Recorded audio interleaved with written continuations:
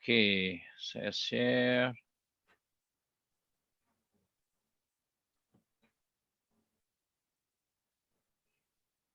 Oke, kalau sudah bisa dilihat screen saya akan mulai.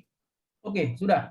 Iya, jadi agenda kita yang mau saya jelaskan itu pada dasarnya di akhir presentasi ini nanti dan setelah kita tanya jawab, apa yang menjadi tujuan kita adalah ini para mahasiswa ini, para peserta ini mengerti sebenarnya artificial intelligence itu apa, dan kemudian apa aplikasinya, apa relevansinya bagi peternakan ya, dan juga topik-topik yang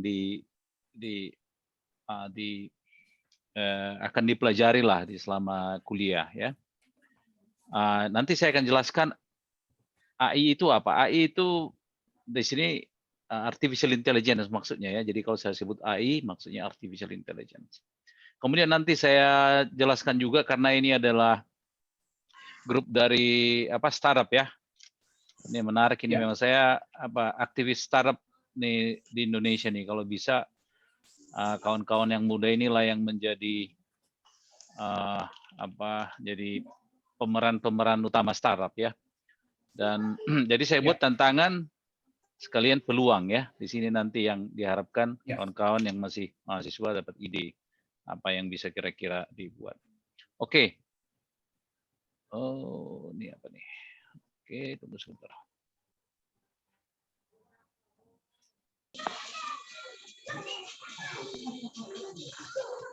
Ya, tadi saya sudah dijelaskan, jadi saya langsung ini aja, langsung AI itu apa ya? Jadi saya coba munculkan gambar ini di sini. Ini adalah contoh yang dulu lama sekali kan kita sudah ada komputer sudah bisa mengambil gambar seperti ini ya, dari handphone, dari kamera digital, dari kamera yang lama juga terus di-scan. Itu sudah bisa kamera komputer atau benda-benda elektronik itu mengambil gambar yang seperti ini. Tidak ada masalah di situ, ada sensornya disimpan, terus bisa ditampilkan lagi ya. Tetapi komputer belum bisa memahami isi gambar ini apa gitu. Tunggu ya, saya mute dulu ya. Siapa yang ini ya? Iya. Tolong yang lain di mute dulu ya. Biar jangan. Siapa yang mute? Sorry. Never mind. Tunggu ya. Oops. Hold taksi itu Meyang ya. Oke, saya mute ya. Hold taksi itu Meyang. Oke. Ya, jadi gambar seperti ini sudah lama. Komputer bisa ambil proses gambarnya dibuat hitam putih macam-macam sudah bisa lama. Tetapi yang kemampuan untuk mengerti gambar ini apa itu belum bisa. Kalau manusia kan kita mengerti gambar ini adalah seorang anak laki-laki yang begitu gembira karena mendapatkan kuenya kan. Nih mungkin ini disembunyikan ini tadinya ini kue ini ya. Ditutup gitu ya.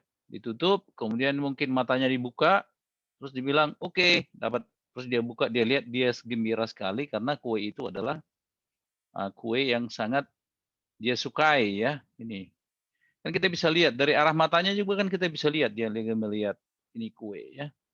Kemudian mungkin ini juga bajunya adalah baju kesukaan dia kan. Ini terus ada Sydney tulisannya. Ini Sydney mungkin bapaknya pernah dari Australia ya. Kemudian dibawa hadiahnya oleh ke anak ini. Nah, kemampuan seperti itu komputer yang belum ada. Ya. Nah, zaman sekitar beberapa tahun yang lewat, sekitar 5 tahun atau 6 tahun yang lewat, nah itu ada yang namanya istilah teknisnya lah saya bilang ya, ini namanya deep learning atau sering juga dikatakan artificial intelligence modern yang waktu itu kalau nggak salah di Stanford ya, mungkin kawan-kawan tahu lah Stanford itu salah satu universitas top di dunia. Mereka membuat satu proyek besar salah satu namanya Profesor Fei Fei, itu orang Chinese, tapi dia di Stanford. Ada bikin jaringan yang sangat besar di dunia, satu proyek besar untuk memasukkan jutaan gambar, dan kemudian gambar ini dijelaskan apa isinya. Misalnya seperti ini gambar, dibuat di situ anak-anak, kue, kemudian apalagi ya, gembira gitu ya. Nah, itu dibuatkan data-data seperti itu sampai jutaan gambar. Nah, data-data ini kemudian ditunjukkan ke komputer, komputernya diajarin. Nah, karena banyaknya data yang diberikan, metode yang kita sebut artificial intelligence ini akhirnya memahami. Ketika ada gambar yang seperti ini, dia tahu, oh ini anak-anak nih. Ada gambar seperti ini, dia akan tahu, oh ini kue nih. Gitu. Jadi kalau gambar ini akan dirubah-rubah sedikit, dia kan bisa memahami ini anak, ini kue.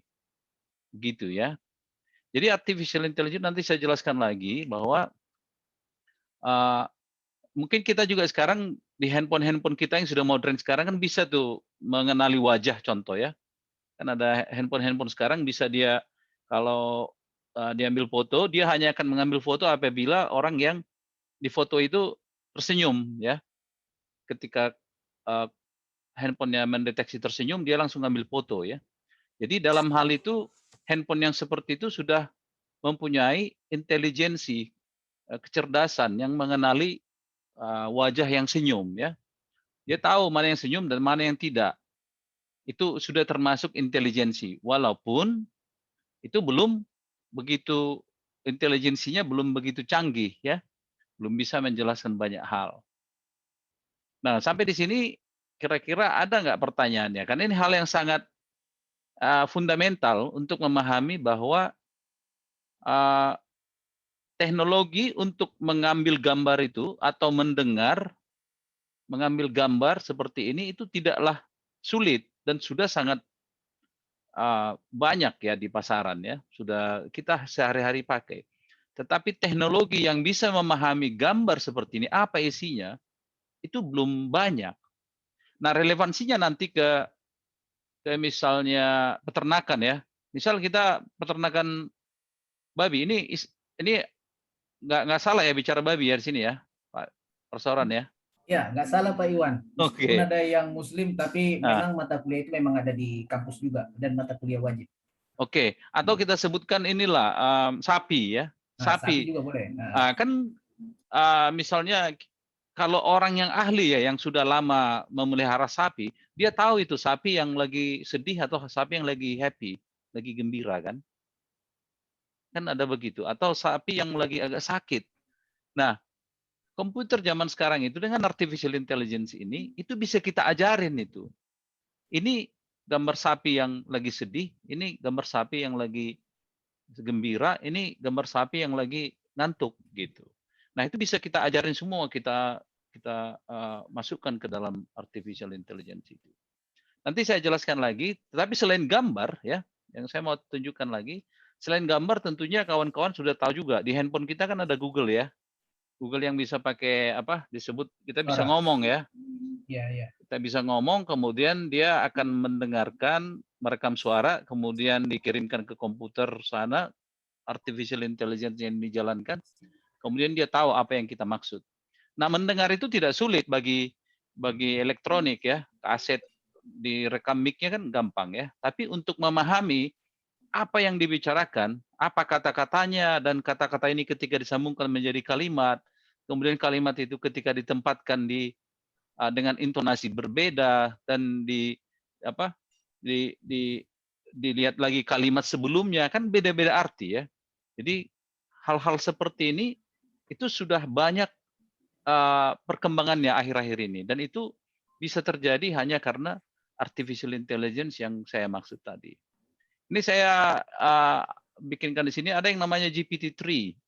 GPT-3 ini adalah satu mesin, satu program yang sekarang bisa mengarang cerita. Misalnya kita buat, kita masukkan, bikin dulu cerita mengenai Medan Universitas Nomensen gitu. Dia akan cari di internet berita-berita terkait dengan yang kita sebutkan tadi, dan dia bisa mengarang cerita yang sampai sekarang kita mulai kesulitan membedakan ini dibuat orang, ini benar nggak ini dibuat manusia atau dibuat komputer. Itu cerita baru gitu, yang tidak ada sama sekali. Jadi perkembangannya itu sudah sangat besar, sangat cepat ya, dan perkembangan itu akan semakin cepat dengan banyaknya aplikasi-aplikasi yang sangat berguna bagi manusia kan. Berguna ini artinya aplikasi itu berguna, digunakan orang, terus perusahaan itu dapat uang, dan uang itu digunakan lagi untuk menggaji insinyur-insinyur dan mahasiswa-mahasiswa seperti kalian untuk membuat lagi yang canggih. Jadi berputar terus, dia semakin naik, semakin cepat. Gitu. Ya, nanti saya coba jelaskan bagaimana sebenarnya teknik-teknik dasarnya ya. Ini misalnya nih saya mau jelaskan bahwa perbedaan dari program biasa dibandingkan dengan AI, artificial intelligence. Nah, yang ada nggak yang tahu kira-kira program biasa seperti apa ya? Ada mungkin kalian program apa ya? Ini kalian peternakan ya. Kalau di SMA ada mungkin dia program-program sedikit ya. Tapi umumnya yang disebutkan kita kalau ada seorang programmer itu akan memberikan instruksi ke komputer. Dia akan memberikan instruksi dan komputer mengikutinya. Itu program biasa. Kalau ada programmer seperti saya misalnya, ini yang saya kerjakan, terus saya bikin instruksinya. Misalnya ini membedakan antara apple dengan pisang ya.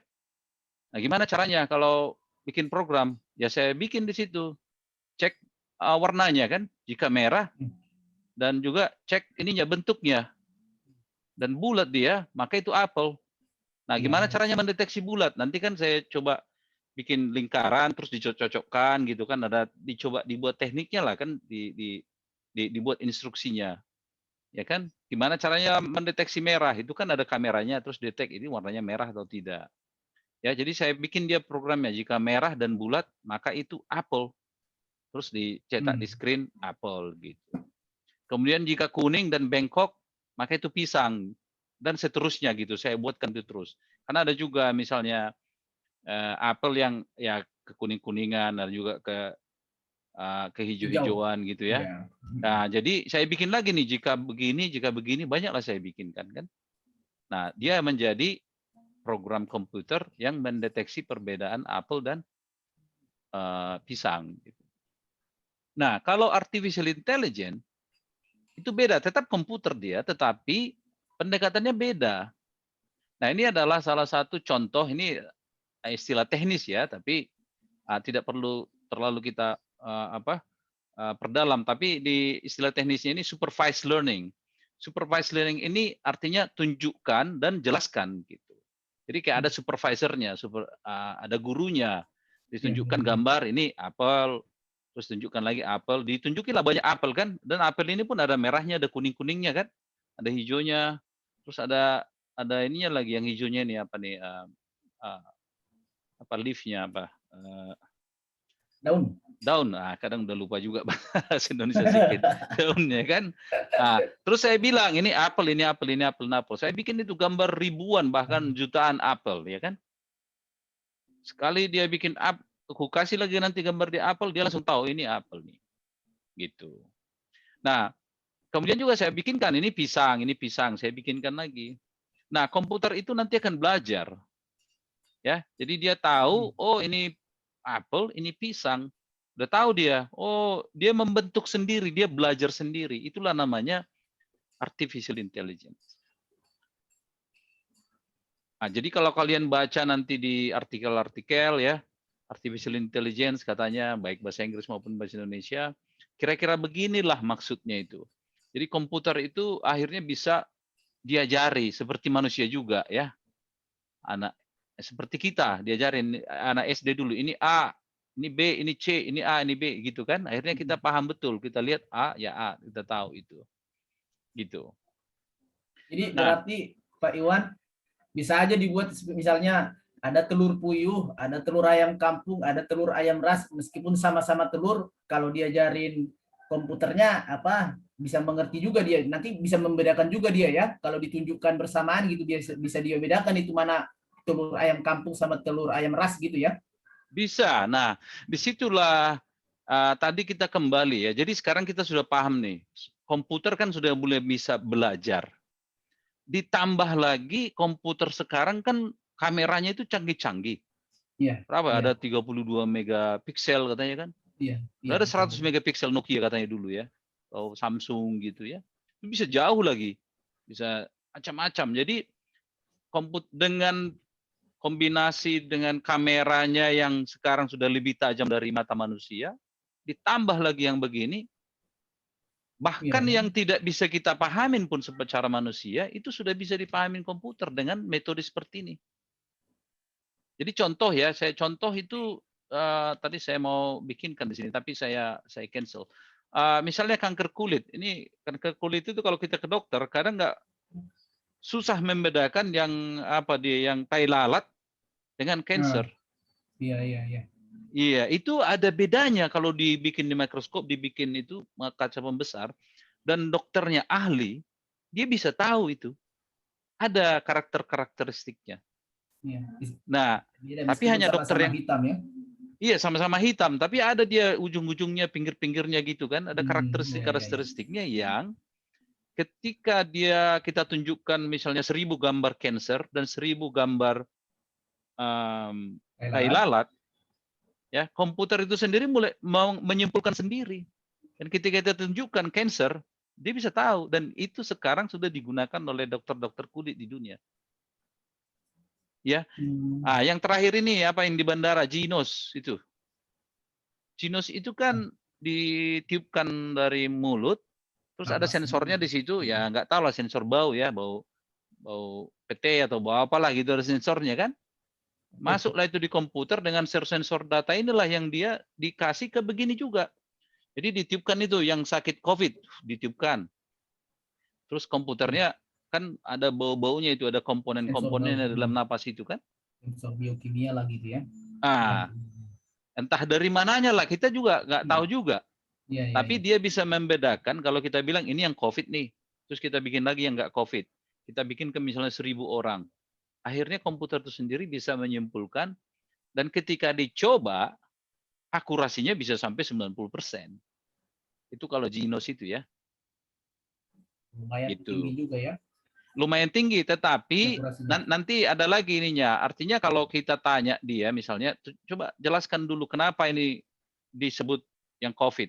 Ya karena kan komputer sendiri rumit ya, banyak ya sudah seperti otak manusia. Ketika kita tanya ke ahli misalnya, ini kenapa Prof ini misalnya ini telur bagus atau telur enggak. Dia kan kadang enggak paham juga menjelaskannya kan, tapi dia bilang feelingku ini bagus Iya, nih iya, telur ini, kan gitu.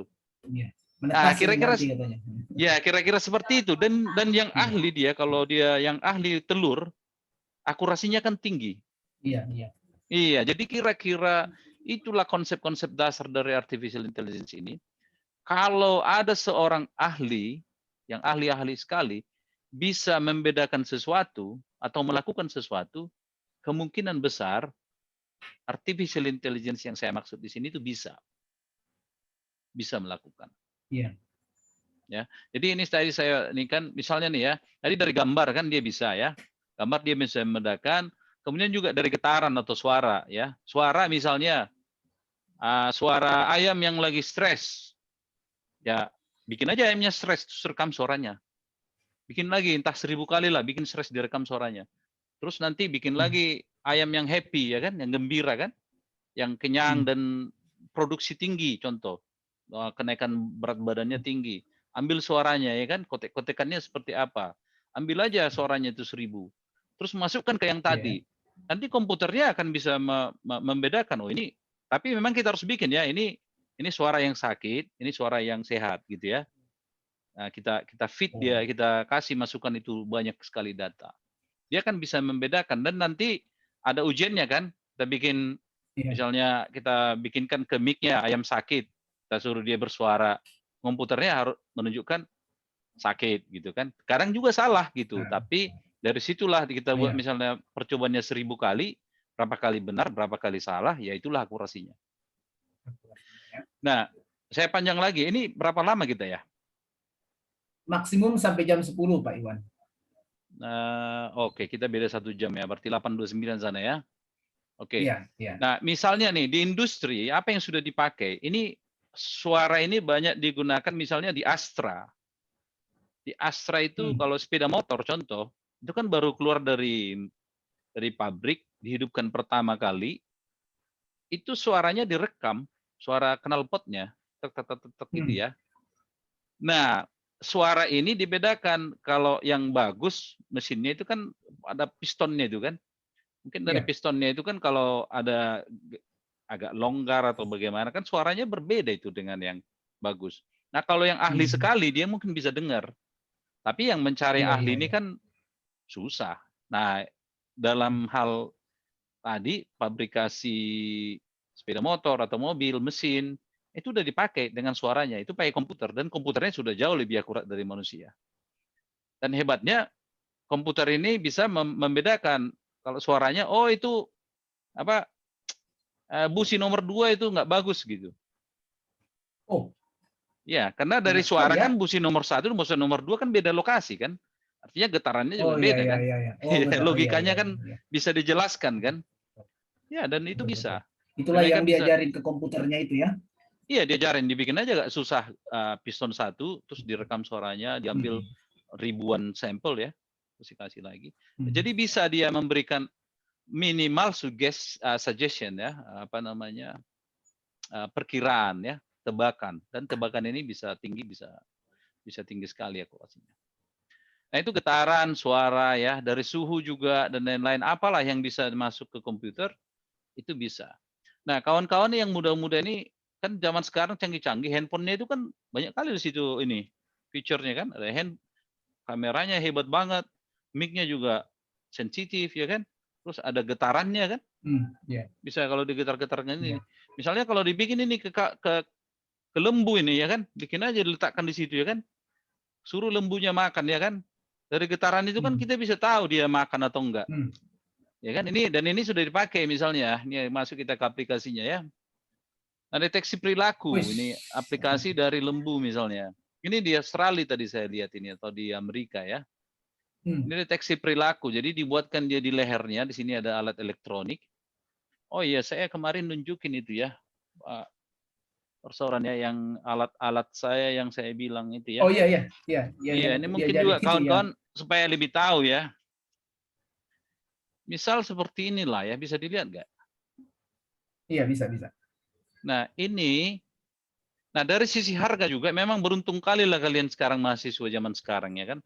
Kalau zaman saya dulu yang seperti ini mungkin sudah harganya ratusan juta ya kan. Duit dulu pun kan susah cari duit ya kan. Iya. Nah kalau sekarang ini paling sejuta ini.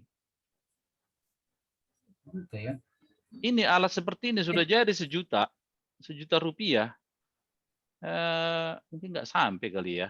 Nggak sampai sejuta lah kalau di sini. Nah ini sudah ada kameranya, sudah ada komputernya, sudah ada layarnya, dan ini sudah bisa kupakai untuk mendeteksi kerbau ini. Dia bisa mendeteksi gerakan-gerakannya, banyak lah yang bisa dari kameranya kan, ukurannya pun bisa kita hitung.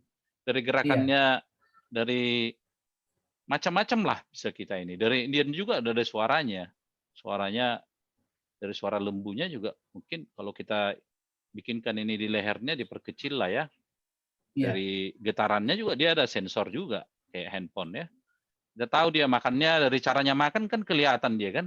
Kalau cepat-cepat begini gerakannya, oh lagi sehat dia kan.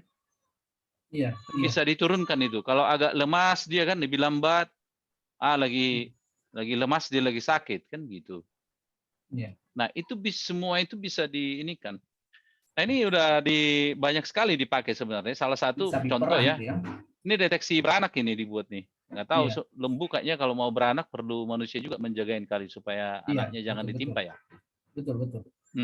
Jadi ini tadi saya baca dibuat sensor gitu dari ininya. Ada ininya lah, ada perbedaannya ketika dia mau melahirkan dengan tidak. Nah, artificial intelligence yang tadi akan diberikan data dan dia akan bisa prediksi dan dia langsung kirim SMS ke yang punya. Oh, itu mau beranak ini kan SMS-an gitu. sapinya ya. SMS-an dari alat ini langsung. Langsung kirim SMS. Nah, kalau yang begitu-begitu gampang lah kita bikin itu. Kalau saya orang elektronik kan, itu banyak sekali yang bisa membuat itu, tetapi yang paling penting sebenarnya adalah aplikasinya. Karena Iya, kalian yang betul, jadi betul. ternakan kan, Iya. penggunanya kan. Nah, ini deteksi perilaku ini banyak ini, dari yang sehat, yang ini, terus lokasinya di mana, macam-macam lah. Dan ini misalnya ada peternak yang ribuan itunya, ribuan sapinya kan nggak bisa ngawasin, siapa yang ngawasin itu? Iya, Kalau iya. ada yang lagi lemas sapi ini langsung kelihatan dia, oh sapi nomor 1003 lagi lemas gitu kan. Iya. Lokasinya di mana? Oh, baru dilihat, oh mungkin lagi digigit ular kan, apalah gitu. Iya kan? Atau Nah ada yang ini mencuri gitu ya, ada ketahuan yang mau meronta-ronta sapinya. yang mau mencuri juga dari gerakan sapinya mungkin ketahuan kita kan, mungkin ya. Nah ini ada satu saya bikin lagi gambar tadi, ini di Indonesia nih yang bikin ini di Bandung ya. Apa itu? Namanya Smart Ternak, sama dengan yang di atas ini untuk deteksi perilaku. Smart Ternak, tapi ini dibuat Indonesia nih. Iya, artificial intelligence juga. Jadi di sini ada solar panelnya untuk Aplikasinya apa ngisi itu? baterai. Aplikasinya apa Pak Iwan? Aplikasinya Ngapain alatnya? dia dibikin di lingkar dada sapi. Jadi dia selain mendeteksi perilaku dari lembunya, apakah dia sehat atau sakit kan bisa dari langkah-langkahnya. Denyut jantung gitu ya. Iya, denyut jantungnya. Terus juga besar itunya, besar lingkar dada. Jadi dia bisa deteksi itu cepatnya pertumbuhan dari si sapi. Oh, oke, oke, oke. Ya, ya. Nggak perlu Heeh. ditimbang-timbang lagi lah gitu ya. Nggak Setiap perlu hari ditimbang-timbang tambah lagi. lebar dadanya, berarti PBB-nya sekian kilo lah. Kalau tambah lebar sekian senti, tambah berat sekian kilo. Mungkin gitu ya. Iya, iya, iya, Dikorelasikan begitu ya. iya, Oke. iya. Banyak parameter-parameter yang akhirnya bisa diambil dari getaran-getaran, dari cara dia berjalan, dari temperaturnya, dari tadi ada kalau lingkar dada kan sudah jelas. Nah, itu juga ada. Nah, selain itu juga mereka juga yang tim di Bandung ini juga bikin itu. Ada kamera juga dibikin di beberapa tempat. Dari kamera itu bisa diukur besarnya dan ada wajah sapinya juga ternyata beda-beda ya. Bisa dilihat ini, oh ini sapi si A gitu ya. Ternyata bisa face recognition juga untuk binatang ya. Jadi dari binatangnya lewat kamera dia tahu ini si sapi nomor sekian ini, dari mukanya kan beda-beda sapi rupanya. Iya. Nah itu salah satu aplikasi yang sudah cukup mulai dipakai lah ini ya. Nah kalau untuk misalnya untuk babi ya kan, ini saya tadi lihat peneliti-peneliti di Cina menggunakan ini pengenalan muka juga untuk babi ya, peternakan babi. Jadi mereka lihat juga perilaku babunya, ada yang happy atau bagaimana, terus deteksi pergerakan macam-macam lah. Jadi mereka bisa maksimalkan output kan. Iya, betul, betul. Nah, itu UD itu namanya, ujung-ujungnya duit kan. Dari UD itu nanti bisa menghasilkan yang lebih banyak. Kemudian ada juga ini, kalau ini agak-agak futuristik ya. Jadi drone itu bisa digunakan untuk sebagai gembalanya, sebagai pengendali ya, cowboy. Iya, ya. Nggak ada lagi gembala kerbau di Sumatera Utara, nanti berkurang banyak lah ya, bisa digantikan ini ya. Nggak, iya, digantikan ini aja, dan dia ya peternaknya liburan aja ke Danau Toba. Mengerjakan hal yang lain kan, iya. Nah ini juga sudah ini, jadi drone itu kan maksudnya di sini kenapa saya bikin jadi artificial intelligence, karena drone itu sendiri bisa bernavigasi sendiri, jalan sendiri dia gitu. Saya kita bikin, oh ini lahan kita gitu ya, lahan si marga ini gitu ya. Oh ini kerbau saya hanya bisa lewat inilah gitu ya. Ya udah, kerbaunya kalau udah mau lewat dia langsung datang drone-nya kan. Diusir itunya kan. Drone-nya yang ngusir kerbau itu ya, biar jangan makan padi orang ya. Iya, diusir kerbaunya kan. Iya, supaya jangan jatuh jurang lah kasarnya ya. Oh iya. Nah, gitu. Jadi gembalanya lah dia nih drone ini. Nah, itu bisa ini kan. Banyak lagi sih aplikasinya. Saya tadi lihat juga nanti drone ya. Kemudian juga deteksi disease ya, yang ayam Iya. yang sakit avian kan apa tuh, burung apa? Avian influenza, flu burung. Yang bundilon gitu kan, tahu langsung tahu kita H5N1. dari gerakannya kan. Nah, Iya, iya, jadi iya, dari apa namanya, posisi dari berdiri si ayam ketahuan sebenarnya dia sakitnya apa gitu. iya, dan juga artificial intelligence ini bisa juga selain foto tadi, bisa juga dari video kan. Misalnya dia pergerakannya agak Oh, tengkat gitu kan, apa istilahnya apa agak mau jatuh-jatuh gitu kan. iya, Ya iya, iya. bisa dibikinkan juga itu, nggak begitu sulit. Nah, kemudian juga behavior yang tadi ya. Iya, Kemudian manajemen farming ini juga ada, bisa itu banyak. Kemudian dari genetic study juga banyak ini bisa dipakai. iya, betul. Mm-mm. Tapi ada yang saya ingat salah satu ya, yang pernah waktu saya masih di Prancis, Pak Iwan. Ya, Jadi ada peneliti dari Belanda. Jadi ini apa seminarnya ini mengenai penggunaan teknologi juga. Jadi mirip dengan yang mau kita lakukan ini. Di sana di ya, Belanda udah dari tahun 2013 sudah mereka kerjakan gitu. Jadi sapinya itu kan di sana ya. sistem range dilepas. Jadi karena satu orang pemilik sapi banyak, jadi si sapi itu dikasih gelang gitu ya. Ya. Nah rupanya baru sadar aku, iWatch itu jam tangan yang bisa menunjukkan kita lari pagi kemana aja, denyut jantung kemana aja. Rupanya fungsinya itu dipakai di sapi gitu ya. Jadi di sapi itu di kaki Oke. depannya ditaruh. Jadi Oh, kalau oke. sapi yang dirahi itu biasanya suka menaiki sapi yang lain gitu. Artinya kaki depannya terangkat ke atas. Oke. Sehingga laporan itu kalau berapa kali dia dalam sehari dia selalu bukan lompat lah, apa menaiki sapi Oke. yang lain, nanti akan ada info berarti dia sudah birahi gitu ya. Jadi seperti yang tadi Pak Iwan sampaikan, dia birahi, datang SMS ke pemiliknya, sapi nomor 1101 atau sapi nomor 212 birahi, gitulah Iya, SMS-nya. iya, iya. Datanglah kita dengan kawin suntik kan, bawalah sperma ke sana, diidilah dia di lapangan, nggak perlu lagi nyari-nyari mana sapinya, karena dia juga posisi GPS-nya sudah ada, jadi bisa dilacak dia posisinya di mana seperti itu. Jadi nggak perlu butuh banyak sapi pejantan untuk nyari-nyari mana yang mau dikawinin gitu. Kita udah dapat laporan dari hanya sinyal si sapi itu berdiri berapa kali dalam sehari, itu ciri-ciri sapi birahi. Karena kalau dia tidak birahi, dia nggak mau menaiki temannya gitu. Dia diam aja, merumput aja. Kalau nggak ya duduk dia memamah biak gitu ya. Maksudnya birahi ini apa? Yang betinanya ya? Iya, beriak. Iya. Birahi yang betina Oh, pingin kawin. Kalau dia pingin oke. kawin, dia nakal itu gitu. Suka Oke, mengganggu oke. yang lain, seruduk, ganggu-ganggu gitulah. Jadi dia mungkin Oh, mencari pejantan.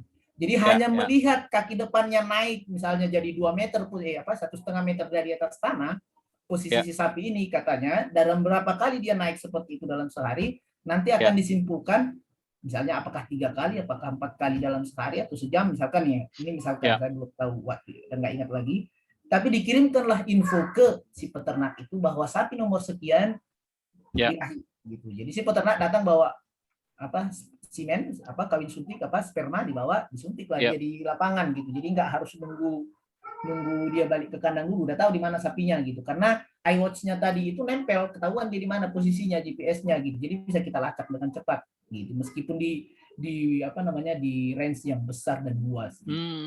Itu yang saya ingat Keren. pernah diceritakan. Tapi itu kan sangat sederhana dulu pemikiran. Oh iya ya, hanya pakai GPS, terus kakinya naik, hanya ketinggian dari tanah aja yang dia ukur sebagai sinyal.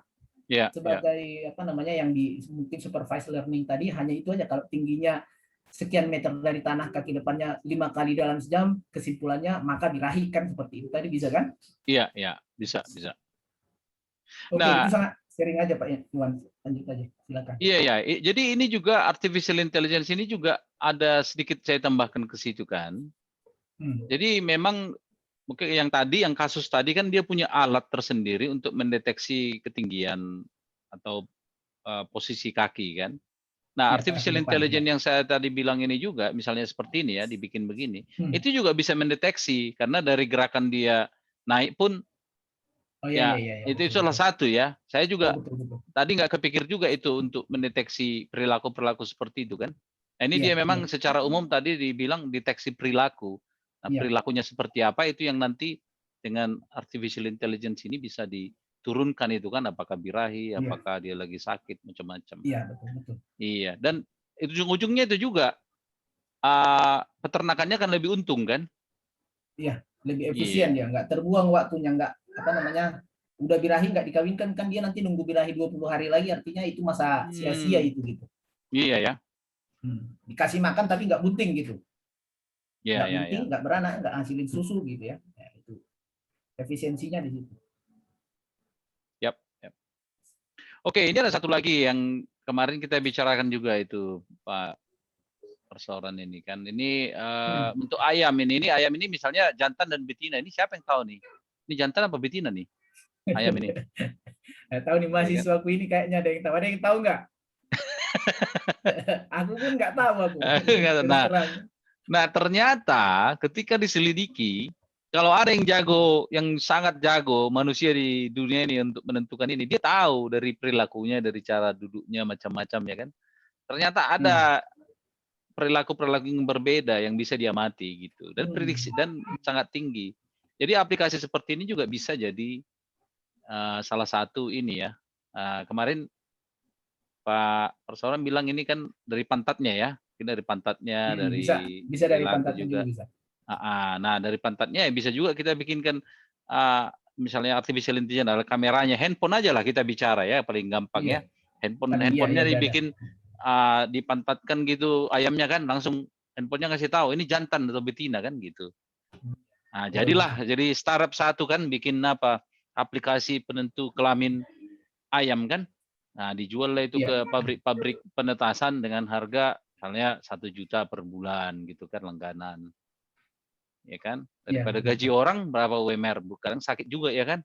Kalau handphone 24 jam masalah ada baterainya kan, jalan dia. Iya, terus juga ada misalnya seperti ini satu contoh tadi saya lihat untuk menentukan apakah telur itu ada retaknya atau enggak. Nah, ini metodenya pakai suara. Dia diketok sedikit, diketok tuk gitu. Terus ada mic-nya, mikrofonnya yang mendeteksi. Nah, dari getaran itulah dikasih ke komputer yang supervised learning tadi akan menentukan ini retak atau enggak. Karena kalau diketok, telur yang ada retaknya itu beda sekali, beda karakternya dengan yang utuh gitu. Frekuensinya kali berbeda ya, Pak Iwan ya. Agak rumit kita bilang ya, ya ada frekuensinya, terus berapa lamanya ketukan itu kan misalnya misalnya 1/10 di TikTok gitu ya. Kalau yang retak mungkin dia lebih cepat turunnya kali ya, atau sebaliknya nggak tahu. Jadi tapi ini enaknya artificial intelligence ini, kita nggak perlu tahu. Kita nggak perlu tahu. Yang penting bisa dia bedakan gitu ya. Iya, yang penting kita kasih, kita bikin misalnya 1000 telur yang agak retak gitu kan, terus kita ketuk dia, kita rekam ininya kan, terus kita labelkan di situ ini retak nih, bikin sampai 1000 lah gitu, 1000 telur yang berbeda kan, terus kita bikin lagi 1000 telur yang nggak ada retaknya. Ya membedakan kita nggak tahu, ya kan. Nah, tapi kita kasih aja ke komputer ini yang retak, ini yang tidak retak, terus kita lihat hasilnya, kita tes lagi setelah dia belajar gitu.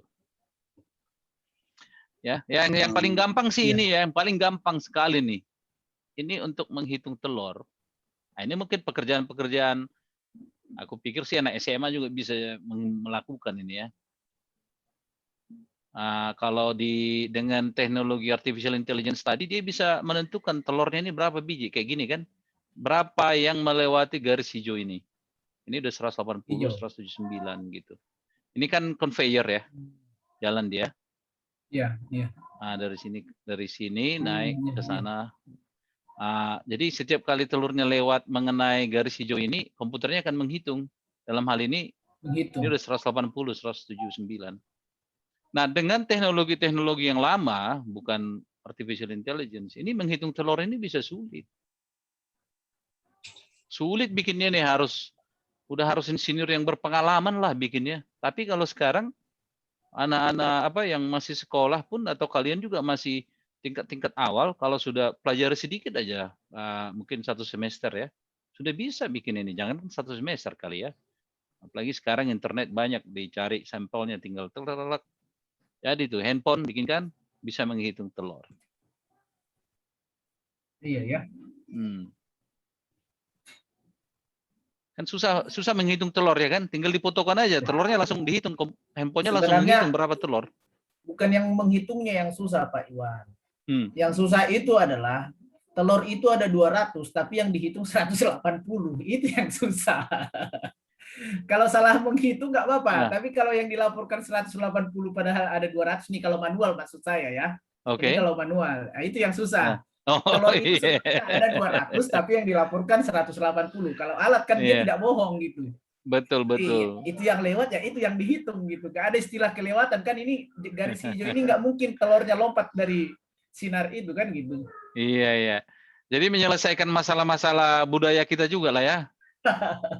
Iya, supaya jangan ada tingkat loss-nya supaya tidak tinggi gitu kan. Iya iya. Oke. Kemudian juga yang kita bicarakan itu kan ada dari saya lihat tadi tapi belum sempat saya bikinkan apa untuk deteksi misalnya telur yang bagus ya. Nah, ini kan dikasih apa nih cahaya dari sebelah, Hmm. dia kan bisa deteksi Hmm. misalnya seperti inilah Iya, macam-macam ya, crack iya. atau apa namanya dalam penetasan sebelum dia kalau memang udah busuk kan ya ngapain lagi diberikan di sana, diambil aja kan. Lanjutin. Iya, iya, Jangan jangan menularkan penyakit atau macam-macam kan. Itu iya, betul, sudah betul. banyak ya seperti ini ya, apa nih, dikasih lampu, kelihatan nggak ya? Kasih lampu, Iya. kemudian ada telurnya di sini, Lampunya dari bawah kameranya akan telur ya nangkap. kan, kameranya di atas. Iya, kameranya Iya. akan bisa menentukan ini masih bagus enggak gitu ya. Nah, Hmm. hebatnya gitu Iya, iya. ya, kalau dibikin setup begini kan kesannya mahal ya, harus ada komputer, ada kamera. Kalau zaman sekarang kan Hmm. beda, handphone kan. Handphone ini Iya, iya, iya, sudah betul. canggih sekali nih, handphone-handphone zaman-zaman sekarang dengan harga yang sangat murah. Ya. Iya, ya. Hmm. Dan ini semua aplikasi yang kita bicarakan ini kan apa ya? Aplikatif sebenarnya ya. Jadi duit itu kalau jadi ya, artinya Hmm. bisnis ya. Hmm. Jadi inilah saya bilang tadi banyak tantangan di sini atau ya peluang juga ini dari sisi yang lain.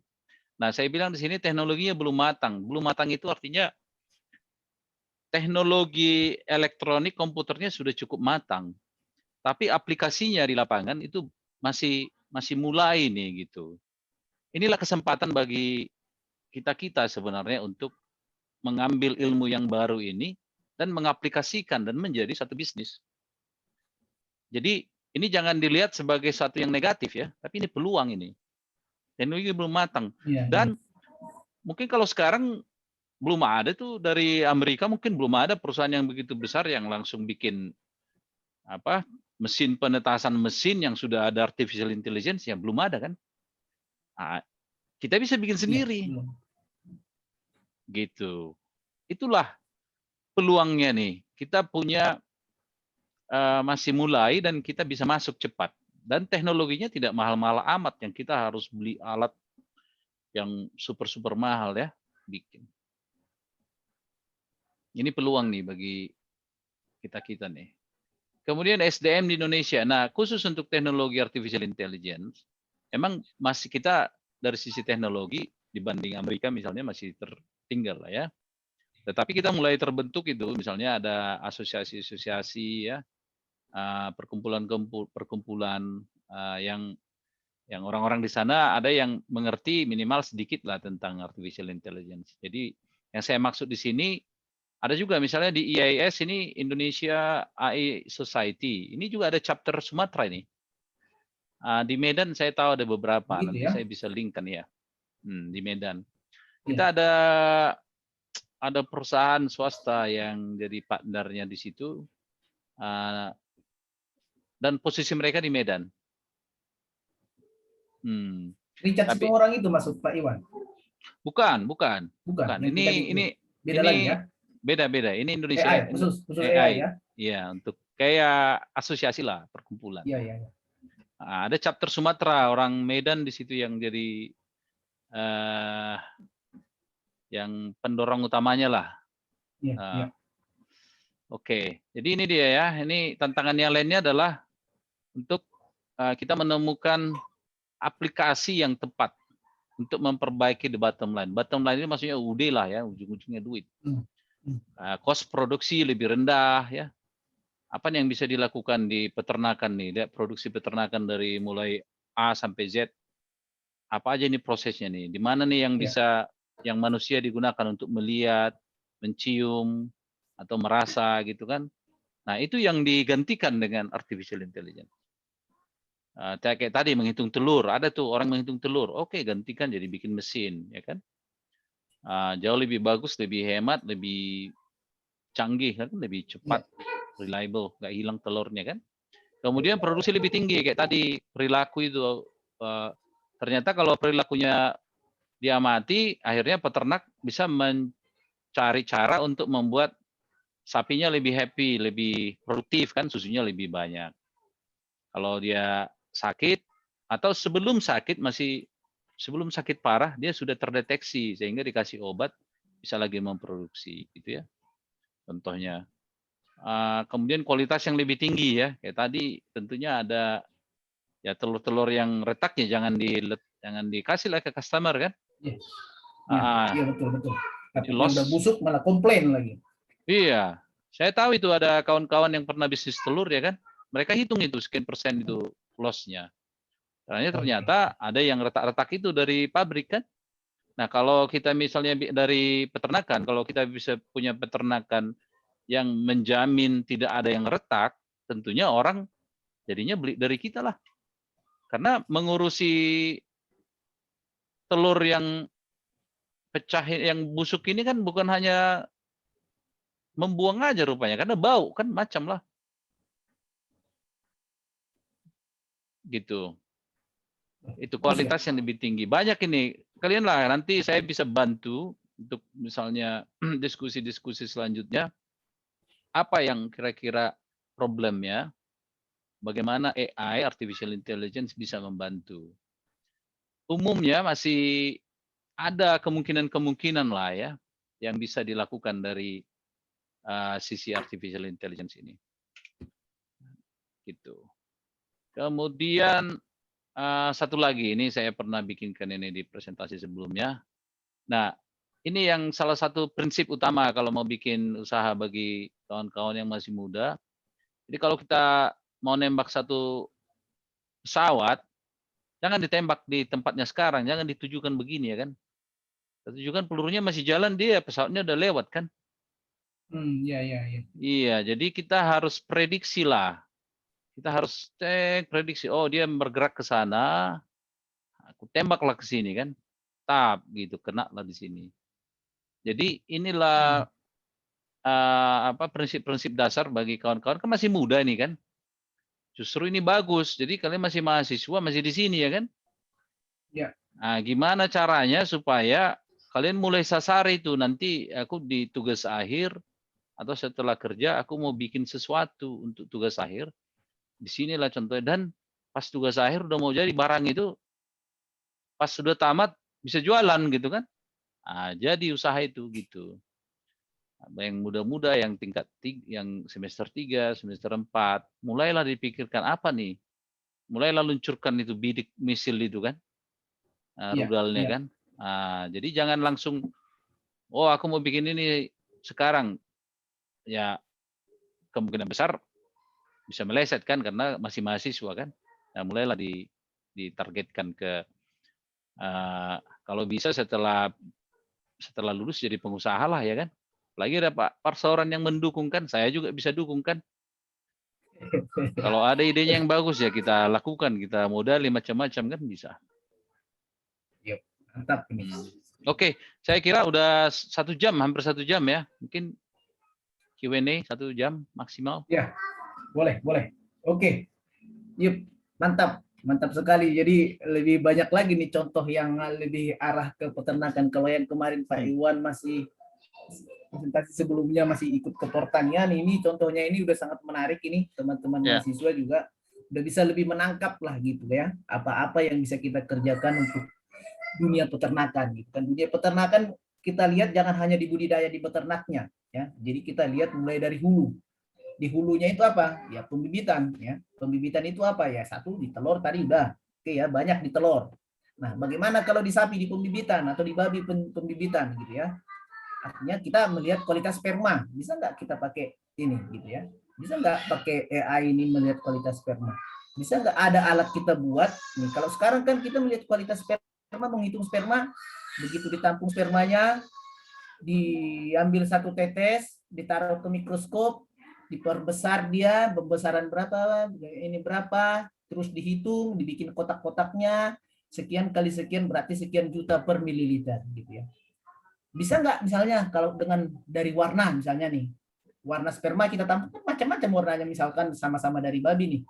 Ada yang putih susu, ada krem terang, krem gelap misalnya. Bisa nggak dari situ? Jadi nggak perlu lagi makan waktu menghitung sperma itu, misalkan harus dibawa lagi ke mikroskop. Mikroskop harganya paling murah itu 5 juta, itu mikroskop yang biasa. Kalau bisa kita ciptakan alat seperti tadi lah, di foto spermanya ini, dia bisa membedakan gradasi warna sekian, spermanya sekian juta per mililiter. Baru gradasi sekian juta per mililiter. Artinya itu di hulu. Di budidaya kita mungkin kalau teman-teman mahasiswa udah banyak yang tahu kan, ada yang close house. Gitu ya, itu budidaya bagaimana mengatur suhu, bagaimana mengatur kecepatan angin, bagaimana mengatur kelembapan, itu semua sekarang sudah banyak close house untuk ayam broiler gitu ya. Kalau di pengolahan hasil bagaimana? Ini memotong daging bisa nggak seperti kalian mahasiswa nih, potongan karkas gitu ya. Kalau lagi rajin motong karkasnya ukurannya sama gitu. Kalau lagi malas, potongan dagingnya beda-beda. Ada yang pahanya kebesaran sebelah kiri dipotongnya, ada yang kekecilan dipotongnya, sehingga pengukuran hasil penelitian ataupun mau dijual nanti nggak seragam ukurannya. Kan bisa dia itu di situ juga. Belum lagi nanti ke hilirnya lagi ya. Di industri pakan bagaimana lagi, bisa lagi lebih banyak lagi. Jadi itulah istilahnya bayangan kita itu yang teman-teman mahasiswa nih, kita bayangkan mulai dari hulu sampai ke hilir lah.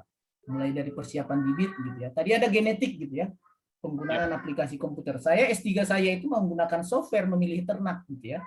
Itu masih melihat hubungan darah bapak, ibu, anak, cucu gitu ya.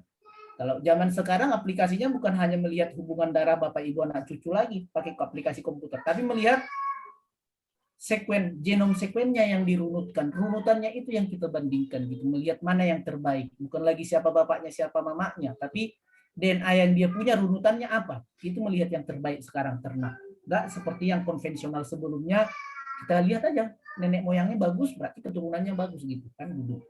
Sekarang pakai teknologi komputer yang runutan DNA-nya ABCD berulang-ulang 10 kali, bibit unggul misalkan nih, unggul. Itu bisa kita dapat. Jadi itu bayangan saya, pemakaiannya luas. Tapi yang sederhana-sederhana seperti yang tadi disampaikan juga bisa. Misalkan lah kita bisa buat alat yang bisa mengukur tebal telur tanpa telurnya dipecahkan gitu. Jadi telur yang dijual ke supermarket itu yang minimal ketebalan sekian supaya tingkat kerusakannya selama perjalanan dari kandang sampai ke supermarket minimal yang rusak itu maksimal yang rusak itu 2,5% misalkan, dengan ketebalan telur sekian. Kan kita nggak harus mecahin telurnya supaya tahu tebal kulit telurnya maksudnya. Jadi itu ada gambaran-gambaran yang sederhana selain dari yang tadi itu membedakan jenis kelamin jantan betina, fertil dan tidak infertil, telur yang kena penyakit sama tidak kena penyakit gitu. Itu tambahan dari saya yang saya kepikiran ya. Mungkin ada nih teman-teman mahasiswa ada yang mau bertanya, apa sih yang mau ditanyakan, curiosity-nya mengenai startup peternakan ini, tentang artificial intelligence ini gitu ya. Ada nggak yang mau bertanya? Silakan. Ada? Ini kita ada 20 berapa orang ini? 20 berarti di luar saya dan Pak Iwan ada 21 orang. 23 total. 21 lah ada pesertanya. Ada yang mau bertanya? Ini kemana semua ini?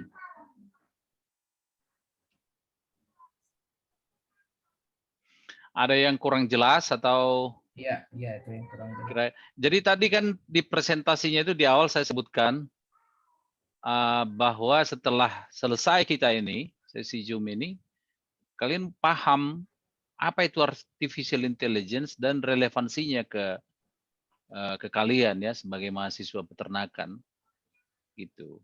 Jadi kalau belum mencapai ke situ bisa kita ulang, kita tanya lagi apa nih yang di mana kira-kira kurang jelas, atau kalau ada ide atau pertanyaan bisa ditanyakan. Lalu kasih komentar juga boleh. Oke, sebelum mereka ada yang bertanya Pak Iwan. Jadi artinya untuk membuat aplikasi ini artinya kita memang harus punya data ya yang banyak ya, nggak boleh hanya bisa langsung menciptakan abrakadabra langsung ada alatnya, berarti harus dikumpulkan data yang banyak kan, misalkan seperti tadi untuk menyimpulkan telur itu retak atau tidak retak, alat itu harus diajari mengenali telur yang retak bagaimana, yang tidak retak bagaimana, dan semakin banyak jumlahnya, Mhm. keberhasilannya, akurasinya semakin tinggi lah berarti gitu ya. Iya, iya. Logikanya seperti itu. Jadi semakin kita kumpulkan banyak data, kemudian kita kasih ke programnya. Nah, jadi detail programnya kan tidak perlu dibahas lah di sini ya. Yang penting ya ada satu software lah, kumpulin data, terus tekan tombol, nanti dia akan bekerja lama, jadi barang itu.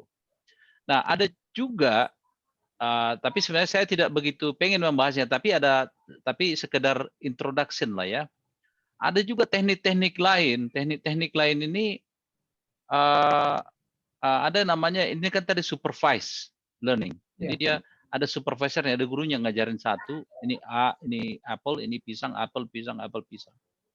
Nah, ada juga yang namanya unsupervised learning. Unsupervised itu maksudnya dia tidak ada gurunya. Ya. Contoh yang paling gampang itu misalnya main catur. Main catur itu komputer bisa kita kasih, hanya kasih tahu aja di awal. Oh, kudanya bisa melangkah begini, ini begini, ini begini. Oke. Terus nggak boleh keluar. Terus kalau menang itu kalau kamu nangkap raja gitu, raja lawan. Ya sudah, program artificial intelligence-nya nggak kita ajarin. Hanya disuruh aja bertanding dengan artificial intelligence yang lain. Jadi Oh, kita bikinkan dia dua, sebutkanlah ini kita istilahnya agent ya, agen gitu. Kalau kita sebut manusia sih nggak tepat. Jadi ada dua agent kita bikin. Satu agent A, artificial intelligence yang masih bodoh nih, nggak tahu apa-apa main catur, hanya tahu pion bisa begini, hanya rule aturan-aturannya. Terus kita bikin lagi satu yang sama, kita suruh mereka tanding, yang dua yang bodoh ini kan akan ada yang menang suatu saat kan. Nah, iya, bertanding iya, mereka ada yang menang. Nah, yang menang ini kita seleksi kayak seleksi babi lah apa atau ternak ya kan. Kita seleksi dia, kita iya. ambil. Terus kita bikin 1000 percobaan begini. Yang menang-menang ini kita ambil, terus kita modifikasi sedikit DNA-nya. DNA-nya lah istilah saya bilang ya. Ada teknik-tekniknya, cuman di randomize saja. Dirandomkan sedikit karakternya. 1000 ini dikerandomkan yang pemenang tadi. Nah, ini ditandingkan lagi nih 1000. Nah, pemenang-pemenangnya itu diambil terus dirandomkan lagi sedikit. Begitu terus sampai ada pemenangnya satu. Nah, itu aja diulang terus sampai berjuta-juta kali. Kan komputer kan nggak capek-capek. Ya, Iya. suruh aja dia mencatur terus ya kan. Terus komputer bisa banyak, kita bisa dapat ribuan komputer. Ya kan? Ya dalam ini yang paling menarik. Dalam 4 hari Google bikinnya itu. Google bikin program begitu. Dalam 4 hari program catur yang dihasilkan dengan yang tadi, teknik yang tadi, yang bodoh itu ditandingkan, dapat yang pintarnya, ditandingkan lagi terus berjuta-juta kali seperti itu. Dalam 4 hari komputernya berjalan, itu sudah menghasilkan program catur yang lebih pintar dari yang bisa mengalahkan semua program catur yang manusia bikin sebelumnya. Hanya 4 hari. Ya. Nah, teknik seperti itu juga bisa dilakukan, tetapi harus kita pikirkan ya, seperti misalnya seperti di analisa tadi untuk DNA ya. Misalnya kita tahu DNA yang bagus itu ada sequence begini ya kan, ketika pada Iya. umur sekian ya kan. Ada ini yang saya Iya. mau nih, ini misalnya lembu yang banyak dagingnya atau dagingnya lembut. Kita tahu sequence-nya gitu kan, ada Iya. Iya. korelasinya ke situ. Terus Iya. kita kan ubah-ubah nih inputnya nih ya kan. Ya udah kita bikin aja AI-nya untuk mempelajari sampai kita bilang kau coba dari situ sampai dapat ini ujungnya. Hmm. Kalau udah Hmm. dapat, barulah itu dicoba di lapangan kan. Jadi nggak seperti dulu. Oh, Kalau dulu kan kita tahu coba lapangan setelah ya diulang-ulang lah terus kan, makanya lama sekali penelitian DNA dulu kan. iya. Ya, ada banyak teknik-teknik yang bisa kita nanti yang agak ke sana, tapi itu agak lebih canggih lah sedikit. Ya, itu untuk ahli komputer lah itu, programmer lah itu. Kalau orang peternakan mungkin nggak harus sampai ke situ lah ya. Atau bisa yang unsupervised Bisa. learning itu bisa diaplikasikan di dunia peternakan, atau hanya itu hanya untuk game aja yang ada pertandingannya gitu. Misalnya Bukan, seperti main bola lah, PlayStation. bisa unsupervised learning untuk peternakan Peternakan juga bisa. ada, tapi saya belum kepikir. Yang penting kita Ya. tahu hasilnya. Oke. Yang penting kita tahu hasilnya. Nanti kita pikirlah apa yang bisa dilakukan yang berhubungan dengan peternakan. Tapi untuk saat Oke. ini saya belum kepikir sih apa. Oke. Oke. Nah, oke, mungkin pertanyaan lah dari kalau ada. Yuk, ada yang mau bertanya? Ini si Dedi ini ganteng kali tapi nggak mau bertanya. Siapa nih? Dedi Putra. Oh, ini dari Putra Lumbenturuan. Senyum-senyum aja depan kamera. Nggak ada pertanyaan, Dedi.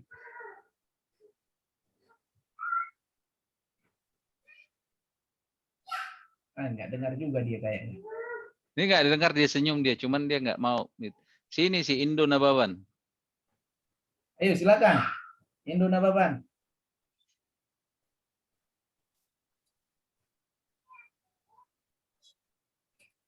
Atau gini lah, kutanya lah misalnya ini, ya, antara dua nih, Indo Nababan sama Dedi Putra Lumbenturuan. Karena kalian mahasiswa mungkin lebih seringnya ditanya ya, bukan bertanya.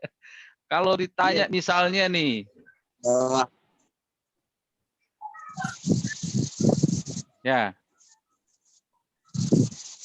misalnya atau ke inilah ke Indo Nababan ini, saya tanya misalnya ada peternak ya kan, peternak ikan lah, dia mau membedakan ikan jair dan ikan mas, bisa nggak?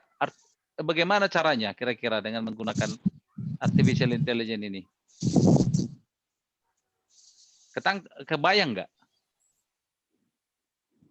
Gak kebayang, Pak. Nggak kebayang ya? Oke, saya jelaskan. Misalnya dia Iya, mau Pak. membedakan mana, ya dibikinlah kamera, misalnya handphone seperti ini kan bisa dibikin handphonenya kan ada kameranya, dibikinlah di situ. Jadi nanti dibikinlah tadi, kita ambillah banyak gambar ikan emas ya kan? Gambar katakanlah ada 1000 ikan emas, kan gampang bikin ikan emas di ember gitu kan, ambil aja gambarnya 1000 kali kan, tetap 1000 kali ya, ikannya yang mutar-mutar kan, terus ambil, terus lempar, pindahkan ikan emasnya, bikinkan ikan jahir lagi masuk ke dalam kan, ambil lagi 1000 gambarnya kan, dengan handphone kan. Nah, berarti adalah kau 1000 gambar ikan emas, 1000 gambar ikan jahir kan gitu. Nah, ya Pak, yang 2000 gambar inilah nanti dimasukkan ke satu program, kayak katakanlah dia seperti apa program yang kalian tahu, misalnya Microsoft Word gitu ya. Mirip-mirip seperti itulah. Jadi di open filenya nanti, mana aja nih 1000 file. File jahir mana? Ya dimasukkan 1000 gambar. Dia akan analisa itu jahir. Terus file gambar ikan mas yang mana? Ya diambilnya itu. Nah, sesudah jadi diproses dia, dalam 30 menit langsung keluar dia. Jadi dia softwarenya, diambil gambar begini, langsung keluar dia. Oh ini misalnya ikan jahir, ikan mas yang di embernya ya. Langsung keluar dia tulisan ikan mas. Gitu.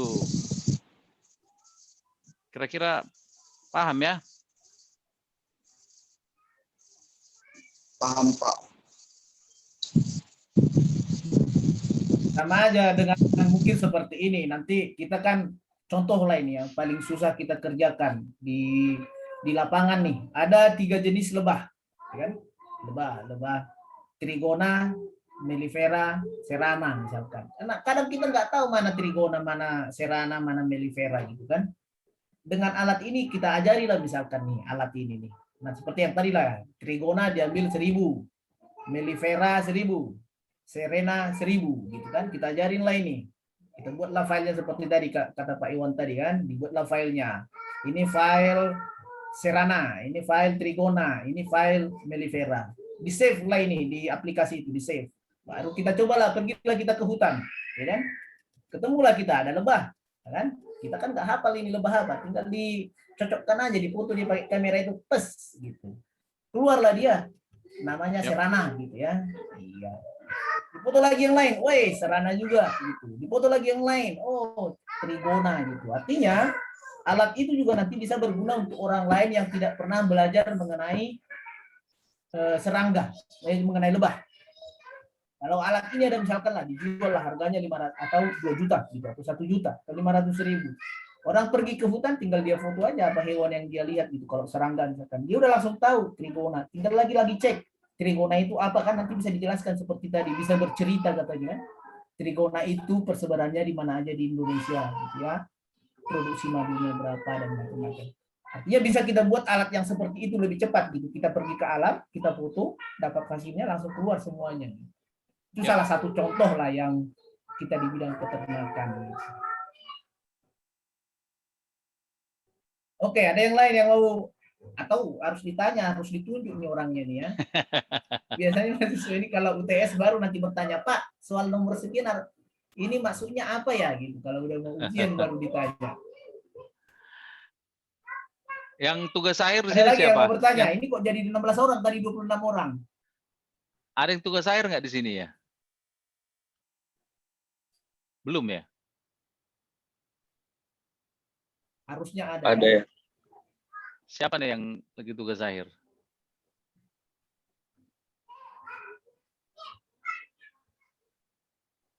Siapa yang lagi bikin skripsi? Mau penelitian, Ada lagi penelitian. Ada Dedi, Indo. Dedi Putra. Indo juga. Oh, Ada Indo itu Pak. Indo sama Tris. Ada orangnya di dalam, ikut.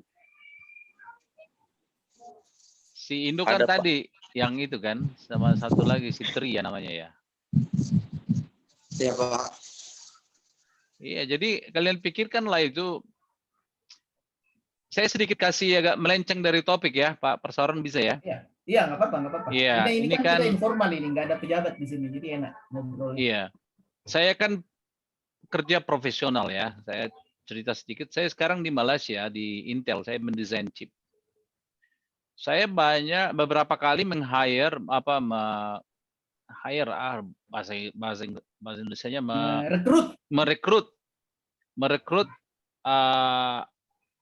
apa namanya lulusan baru. Jadi kalau lulusan baru kalian hanya bilang, oh saya tamat dari universitas ini, IP saya sekian gitu. Nggak ada yang menggigit itu. Semua juga orang begitu kan. Semuanya lulus. Jadi, tapi kalau dibilang, Pak, skripsi saya itu, saya bikin begini. Saya mendeteksi kelamin, apa tadi, ayam contoh. Ya. Gimana kau bikin? Oh saya bikin artificial intelligence kayak gini Pak. Oh, kenapa perlu deteksi kelaminnya? Oh, karena begini-begini. Jadi bisa untung dia. Itu kalau melamar kalian begitu, ya kemungkinan besar dapatlah kerjaan itu ya kan. Gaji kalian pun langsung udah beda kelas. Gitu. Jadi ya pacar kalian pun udah pasti lebih happy lah. Dari situ aja kan, udah bisa kalian belikan. Jadi maksud saya gini, selagi kalian masih mahasiswa, sikat. Disitulah jadi pembeda kalian. Jadi skripsinya itu harus mantap lah. Jangan hanya skripsi. Kalau lulus itu kan lulusnya itu. Kecuali kalau kalian terancam nggak lulus ya. Beda cerita lah ya. Pembicaraan ini bukan untuk kalian. Tapi kalau kalian bisa lulus, bikinlah mantap skripsi itu, ya kan? Supaya itulah nanti kalian bicarakan sama perusahaan-perusahaan yang kalian ini. Saya dari ITB, ya. Kalau orang ITB masih lumayan lah dibilang ITB, ya udah agak ada lah sedikit poin itu kan. Walaupun kita nggak tahu apa-apa kan. Dari mana kamu? Dari ITB. Jurusan apa? Elektro. Oke lah. Ya minimal ada kawannya kan gitu. Banyak kawannya nanti ini lulusan ITB kan. Misalnya ada begitu. Jadi kalian pun yang dari Universitas Nomensen kan, mungkin tidak sekeren ITB. Jadi memang harus dari skripsi itulah yang mantap. Jadi jangan disepelekan itu asal lulus katanya. Itu yang paling stres saya kalau merekrut yang baru-baru lulus kan, Pak Persoalan. Jadi ini masukan bagi kawan-kawan ini. Memang dari universitas mungkin ada tuh, aduh lulus saya kalian cepat katanya kan, ada juga. Tapi demi kalian sendiri, kepentingan kalian, selama mahasiswa digunakanlah kesempatan itu. Karena kalian sekolah lulus kalian, nggak ada lagi kesempatan kalian bicara-bicara begini. Ya kan, nggak ada lagi hak kalian untuk menanyakan Pak Perseoran, nggak ada lagi. Udah. Betul itu. Saya minta langsung, mau bayar berapa nanya saya kan gitu. Iya, udah gitu. Jadi bikinlah tugas-tugas akhir itu, jangankan tugas akhir ya, tugas-tugas kerja biasa juga, tugas-tugas ini ya dibikinlah bagus. Saya cerita lagi sedikit ini. Kalau ada yang nanya silakan ya.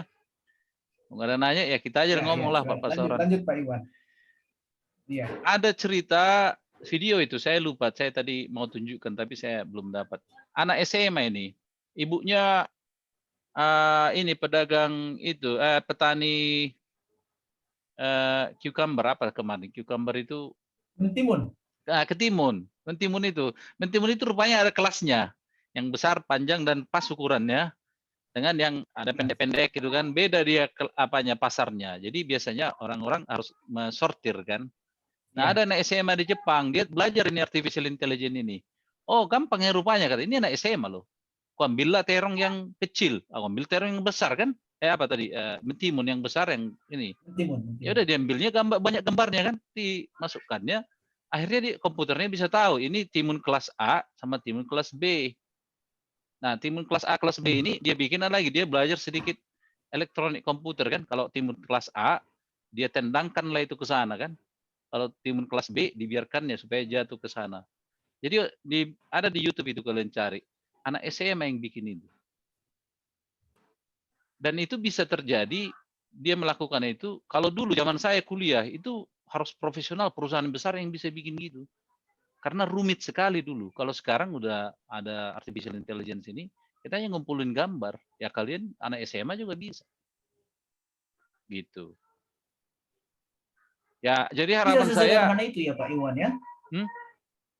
Sesederhana itu kalau untuk. Sesederhana itu ya. Iya, sesederhana itu kalau untuk klasifikasi kayak ini ya, apel dan banana ini ya, pisang ini ya, sama tadi. Oh iya ya, betul. Mentimun yang besar kelas A dan kelas B. Sesederhana itu. Dan akurat, jadi kalau gambarnya misalnya cahayanya agak sore gitu kan, bisa juga dia kenalin dengan akurat. Gitu. Nah, anak SMA bisa bikin begitu. Jadi saya bilang kemarin sama Pak Perseoran, kalau ada grup begini, sampai 60 orang, udah bisa lah nanti UHN nanti lebih bagus dari IPB lah, saya jamin lah itu saya bilang. Ya kan? Jadi lulusan ini, jadi. Aduh aku Pak Iwan, aku lihat yang mendaftar itu memang 60 orang gitu, tapi yang bertahan sampai sekarang 15 orang, artinya 13 orang lah ini mahasiswa ya, artinya hanya 10%, bukan 10%, lebih lah, 15% dari yang ada lah gitu ya. Tapi itu pun udah syukur ya, 5 orang pun sebenarnya udah bisa kita kerjakan, satu aja nanti kita buat pecah telur gitu ya. Kalaupun nggak lolos nanti di PKM mahasiswa ya, entah yang mana nanti kita pilih, kita diskusikan di kampus, kita buat Zoom terpisah, setelah kita putuskan baru kita minta tolong Pak Iwan. Kita putuskan apa yang mau kita kerjakan. Kita buat 1 atau 2 proposal. Kalau di level kalian nanti mahasiswa nggak lolos di PKM, kita buat di level dosen. Gitu ya. Biar kita lihat dulu sampai sejauh mana reviewer itu menolak proposal dari Nomensen gitu ya. Biar kita lihat dulu, jangan sampai nol lagi dari peternakan proposal untuk tahun depan kan gitu. Jadi sebenarnya nggak perlu rame-rame. Aku pun kaget juga kemarin. Ini sampai 60 orang yang mendaftar, dikirain lagi mau bagi-bagi sembako kali, langsung 60 orang datang. Tapi aku senang juga Pak Iwan gitu ya. Artinya termotivasi kan gitu. Pingin tahu ya. Saya udah kasih gambaran lah gitu ya. Mereka termotivasi. Yang ada sekarang 13 orang, 10 orang pun udah hebat. 5 orang kita buat 2 grup ya. Saya buat nanti bantu bikin proposalnya. Nggak usah dulu terlalu banyak-banyak, yang paling dekat dulu dengan yang kita kerjakan di Nomensen gitu ya. Mana yang paling banyak di Sumatera Utara gitu ya.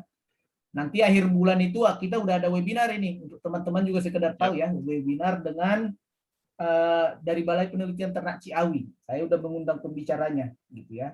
Sama ada dari perusahaan penetasan telur ayam kampung gitu ya.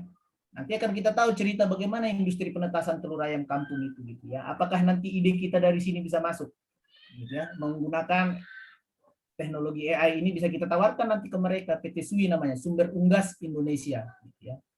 Ya, nanti teman-teman adalah artinya jangan sampai kita hanya sebatas berhenti di webinar ini. Ini hanya pembukaan aja supaya ada gambaran. Nanti minta tolong ya Pak Iwan, nanti kita minta dikirimkan ke kita bahannya. Kalau ada mungkin recordingnya ini bisa dibagi supaya mereka bisa merenung-renungkan, mengulang-ulang apa yang Pak Iwan sampaikan. Mungkin Pak Iwan kita minta tolong dikasih juga nanti rekaman videonya gitu. Kali aja tadi kan karena sambil makan, ada yang sambil makan malam, ada yang sambil ngojek, ada yang sambil macam-macam lah, karena mahasiswa UHN ini sangat beraneka ragam.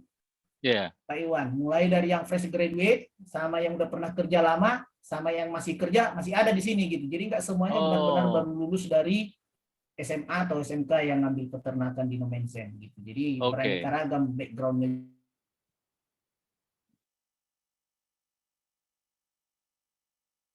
Ya harus jadilah ini apa namanya.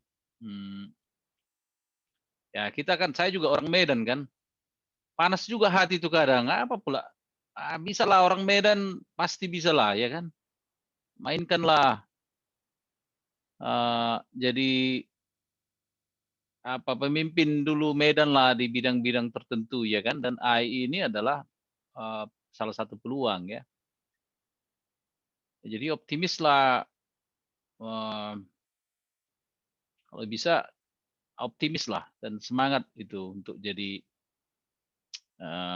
bikin yang keren-keren lah, jangan apa namanya, apa bahasa Medan, jangan slow aja, apa tenang apa, jangan hangat aja, harus digas gitu kan, bikin yang keren lah. Kalau saya tidak tahu perkembangan di Universitas Indonesia ya, sebenarnya kalau banyak ada beberapa kalian tuh bisa potensial untuk bisa jadi UHN jadi salah satu leadernya.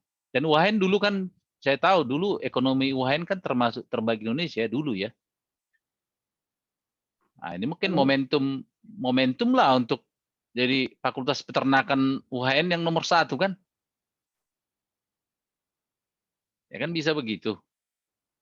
Tapi memang harus dimulai dengan yang mahasiswa lah ya, kalian harus lebih agresif ya, lebih percaya diri. Saya udah kelihatan belum ya ini. Ya. Ada pertanyaan nggak ya? Masih ada maksimal 30 menit lagi. Saya nggak bisa ya. Untuk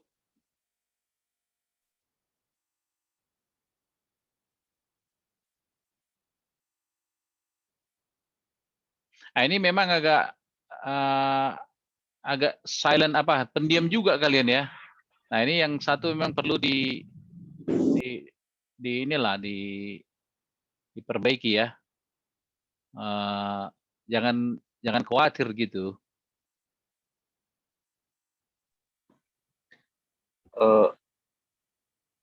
Ya, silakan Dedi. Izin Pak Iwan dan Pak Parsauran. Ya. Ini mana ini ya? Silakan Dedi. Sebelumnya untuk materi yang malam hari ini itu sebenarnya sangat menarik ya, tapi karena sebelumnya mungkin kebanyakan dari mahasiswa atau kebanyakan dari kami tidak begitu banyak mengetahui hal di bidang teknologi seperti ini, sehingga ketertarikan kami untuk bertanya pun dibatasi dengan keterbatasan dari ilmu yang kami punya di bagian teknologi gitu. Yang mau saya tanya Pak, sejauh mana sih gagasan dari smart farming ini dapat membantu dalam hal-hal yang krusial di bagian peternakan? Kalau hanya sebatas untuk contoh-contoh yang diberikan tadi, mungkin di bagian-bagian peternakan yang tradisional mungkin tidak akan dapat terlaksana ya Pak, atau bagaimana Pak? Nah, jadi kalau untuk tradisional, pengertian tradisional ini apa ya? Misalnya punya sapi 10 gitu ya, atau 3 gitu, atau gimana? Iya, mungkin tradisional maksudnya peternakan rakyat, Pak Iwan. Yang Oke. jumlahnya kecil-kecil, dipeliharanya sederhana tanpa menghitungkan untung rugi, yang penting dia ada punya ternak. Iya, iya, iya. Jadi memang kalau untuk yang untuk yang kecil-kecil, sebenarnya kalau kita bicara sapi contoh ya, satu sapi itu kan mahal sekarang, berapa itu? 10 juta, 20 juta. 20 Berapa juta sih? lebih. 20 20 juta juta lebih. lebih kan.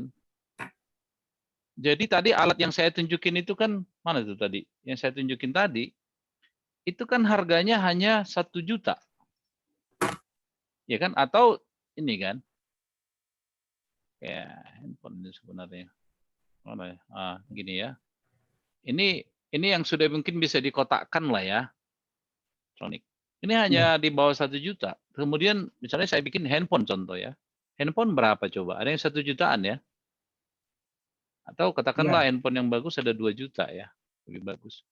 Nah, jadi kalau kita bilang misalnya peternaknya punya 3 kerbau, itu kan udah 60 juta nilainya.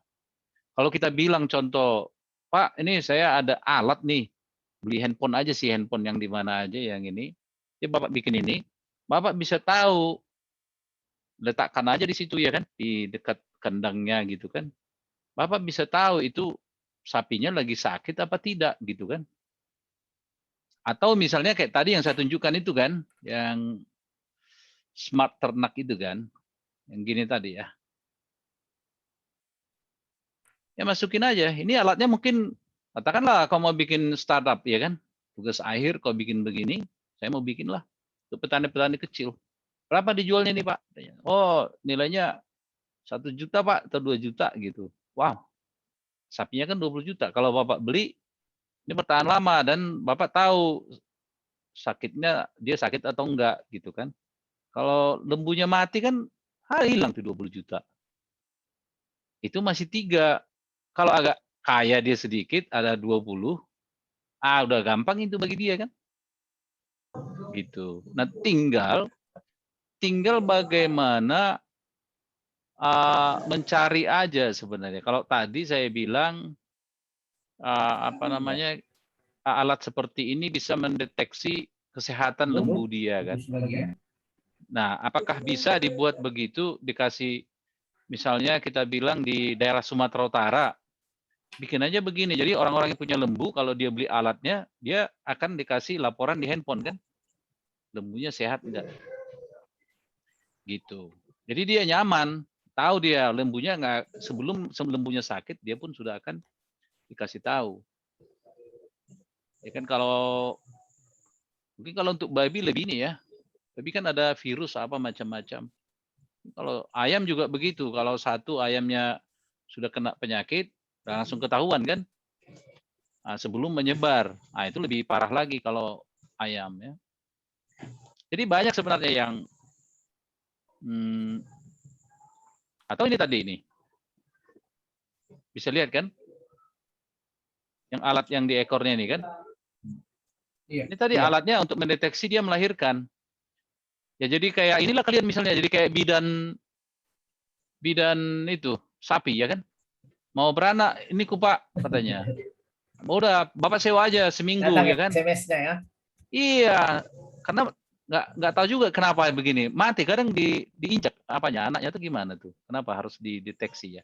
Ya mungkin harus ditolong supaya dia nggak kesusahan beranak, bisa mati pas proses beranak itu Pak Iwan. Oh iya, nah ini kan Pak beli ini aja Pak katanya. Sewalah seminggu ya kan sampai beranak tuh barang. Ya sudah, pasti di SMS Bapak kan gitu. Jadi nggak mati anaknya. Anak sapi kan mahal itu. Maulah dia. Kalau aku punya sapi mau aku sewa tapi ya 500.000 berapa atau selama 7 hari kali ya. Berapa. Jadi itu maksudnya aplikasi-aplikasi yang ini pun sebenarnya untuk peternakan kecil saya kira masuk ya karena nilai dari ternak itu kan sangat tinggi. Di Poltak Situmeang ini mic-nya tolong dimatikan. Poltak. Poltak. Oke. Jadi aku tambahin sedikit Pak Iwan. Tapi Ya. memang apa namanya ya, kalau kita bicara teknologi seperti ini, kita ngomong ke peternakan rakyat nggak akan ya, nggak akan laku. Kita memang sasarannya bukan ke mereka gitu ya. Ya. Jadi memang kita harus menyasar ke arah yang sudah saatnya memang berubah ke peternakan itu, ke peternakan yang lebih skalanya lebih besar gitu ya. Kalau babi saya bilang kalau dia beternaknya di bawah 50 itu bukan beternak buat saya gitu ya. Misalnya 20 lah, 20 ke bawah itu bukan peternak, tapi menabung di ternak gitu ya. Jadi kalau dia peternak, dia harus tahu babinya itu untuk capai 100 kilo habisin pakan berapa kilo gitu. Atau enggak dia melihara ayam petelur 1000 ekor, setahun dapat berapa ribu butir telur, atau berapa kilogram per ekor dia dapat 1 tahun telur. Itu baru namanya peternak. Jadi kalau peternak dia punya ayam kampung 20 ekor itu bukan peternak. Kalau pun ada mengaku peternak itu bukan peternak, kecuali dia peternak yang meminta bantuan dari pemerintah gitu ya. Jadi selalu saya bilang kalau peternak itu harus ada skala minimal. Paling tidak 25% dari penghasilannya, biaya hidupnya dari ternaknya, itu baru mungkin buat saya itu peternak gitu ya. Sebagai usaha tambahan gitu ya, bukan sebagai menabung. Kalau dia menabung itu bukan peternak gitu. Memang sasarannya bukan ke sana, bukan ke yang punya 2-3 ekor sapi gitu ya. Di Sumatera Utara ini kita udah tahu berapa banyak perusahaan perunggasan. Baik itu penetasan ya, baik yang jual DOC, baik yang penggemukan gitu. Ada nggak alat yang bisa kita buat membantu dia supaya lebih efisien? Kan itu yang mau kita cari, mau kita tawarkan. Kalau ke peternak rakyat janganlah. Aku sih berharap nggak mau aku alat-alat seperti ini ke peternakan, kecuali kita mau melayani program pemerintah gitu ya. Mau diarahkan ke peternakan rakyat boleh itu, cocok itu. Tapi kalau yang mau kita cari adalah ya yang paling tidak kalau dia broiler yang punya ayam 5.000 ekor kan satu kandang, kalau itu open house. Kalau close house minimal 25.000 ekor. Ada nggak sesuatu yang bisa kita lakukan untuk membantu peternak close house di manajemennya? Apa yang bantu di manage supaya tidak terlalu repot orangnya kan gitu. Ada nggak sesuatu yang bisa kita bantu? Kalau di sapi perah misalnya, mungkin di Sumatera Utara nggak banyak. Sapi potong ada nggak sesuatu yang bisa menentukan kualitas daging tadi itu? Bisa nggak kita ajari suatu alat menentukan bahwa daging sapi itu udah saatnya harus dipotong dijual karena komposisi lemak dan dagingnya sekian persen lemak, sekian persen daging, atau marblingnya udah sekian. Menurut alat kita yang sudah kita ajarin bahwa dengan komposisi lemak dan protein apa dan otot sekian, itulah adalah komposisi daging terbaik. Jadi alat ini udah ngasih tahu ke kita, udah waktunya dia dipotong gitu. Jangan nunggu misalnya 500 kilo atau 600 kilo sapinya. Kalau komposisi lemak dan dagingnya udah cocok, udah. Kalau kita kasih ini ke pabrik, ke feedlot yang punya penggemukan 1000 ekor sapi, 1 juta satu.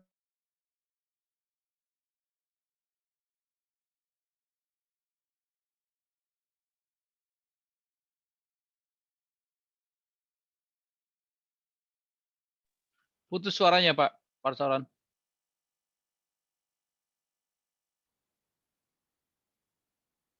Wah, putus suaranya. Ya, maksudnya itu tadi ya. Jadi di menentukan daging ya. Ya itu juga masuk itu. Daging yang bagus dan yang tidak kan bisa dilihat dari kamera ya, warnanya dan sebagainya. Itu bisa juga salah satu contoh. Ya. Kembali ke inti dari ini tadi, saya mau ini kan ya. Konsep yang ini paham ya tadi ya. Ada yang nggak paham ya? Nggak dengan yang tadi saya bilang. Bahwa sekarang komputer itu bisa kalian ini nih yang saya mau jelaskan lebih utama nih ya. Yang paling utama itu ini sebenarnya. Bisa nggak kalian pahamin konsepnya? Ini tadi. Ya itu intinya di situ mengajarin alat itu ya. Iya, ini sebenarnya kalau saya pikir sih yang habis presentasi ini kalau mereka pahamin ini itu sudah lumayan itu sebenarnya. Saya tanya misalnya siapa nih? Si Dedi tadi, Dedi.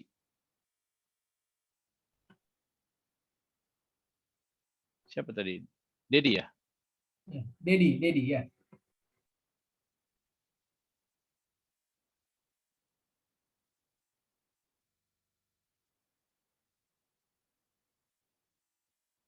Masih ada dia. Ya, Dedi Ada Putra itu masih ada. Lumbeteruan ya. Ya tahu si apa juga. Yang lain juga Christopher Sitompul dan Desitorus ya. Kira-kira paham nggak ini maksudnya? Yang saya gambarkan di sini. Ya itu dulu, itu intinya sebenarnya di sini. Ini intinya.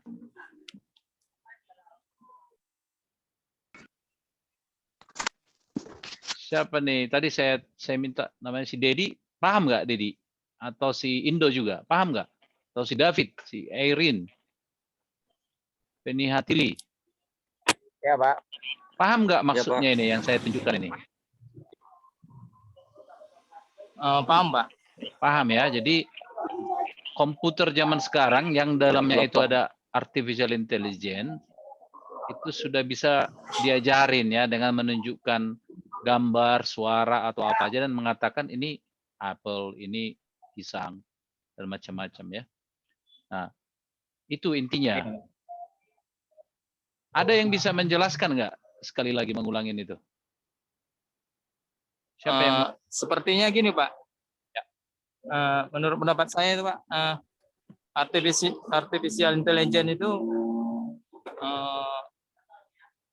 kita bisa membuat aplikasi dengan bantuan software komputer, tapi kita melakukannya dengan pertama kali dengan seperti yang Bapak bilang tadi, memfoto berkali-kali sampai 1 juta foto, buat perbedaan jenisnya gitu, jenis hewan apa atau ikan apa gitu kan.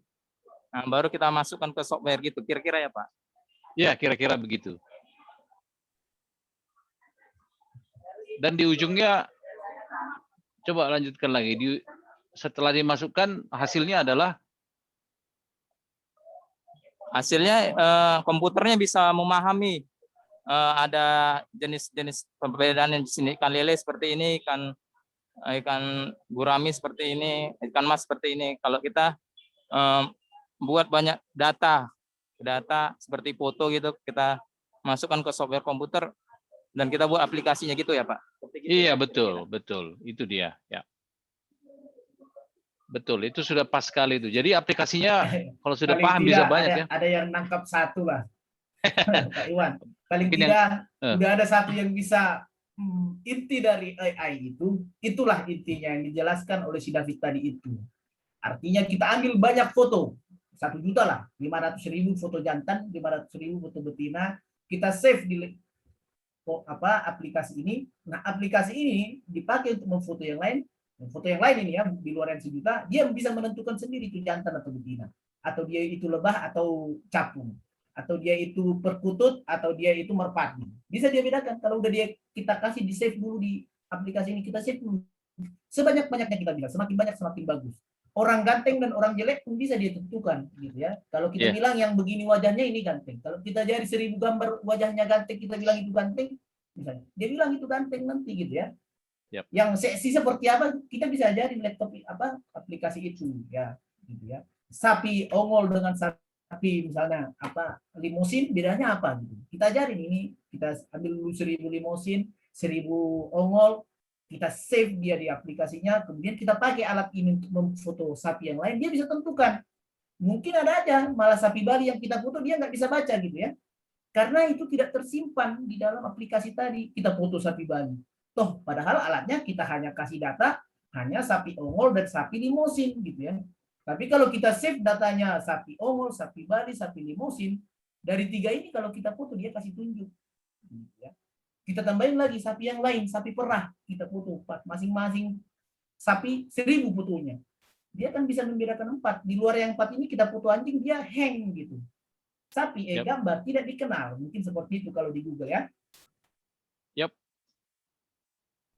Jadi itu David itu sebenarnya yang kamu maksud tadi pas itu ya. Seperti itulah sederhananya alat ini. Jadi barangnya seperti yang tadi ditunjukkan Pak Iwan itu gitu, tidak mahal. Bisa, itu alat itu nanti yang mengajari. Itu nanti yang diajarin sehingga dapatlah kita software ini. Bisalah itu diaplikasikan. Artinya tidak terlalu sesusah yang kita pikirkan harus mengerti membuat isolator, konduktor, apanya itu kita buat lagi, enggak lagi. Udah ada yang sudah barangnya yang tinggal diajarin untuk membuat aplikasinya seperti itu. Jadi mudahnya seperti yang dijelaskan David tadi. Apakah ikan mas atau ikan koi juga bisa diajarin gitu.